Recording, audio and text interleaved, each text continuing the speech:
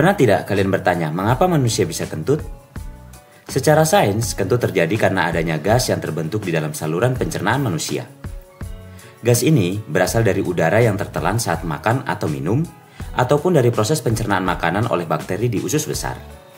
Ketika makanan dicerna, terutama yang mengandung karbohidrat kompleks, seperti kacang-kacangan, kubis, atau brokoli, bakteri usus memecahkan zat-zat tersebut dan menghasilkan gas seperti karbon dioksida, metana, dan hidrogen.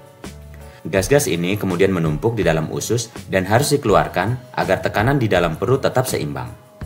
Proses keluarnya gas dari tubuh disebut flatus atau dikenal sebagai kentut. Tubuh secara alami akan mendorong gas keluar melalui rektum karena tekanan di dalam usus meningkat. Suara kentut akan muncul akibat getaran otot di sekitar anus saat gas keluar.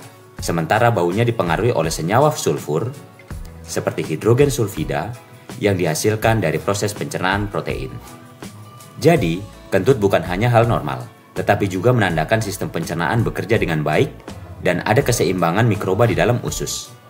Menahan kentut bisa menyebabkan perut kembung, nyeri, dan tekanan berlebihan di dalam usus. Jika sering dilakukan, bisa memicu gangguan pencernaan dan penumpukan gas yang membuat tidak nyaman. Semoga bermanfaat. Terima kasih.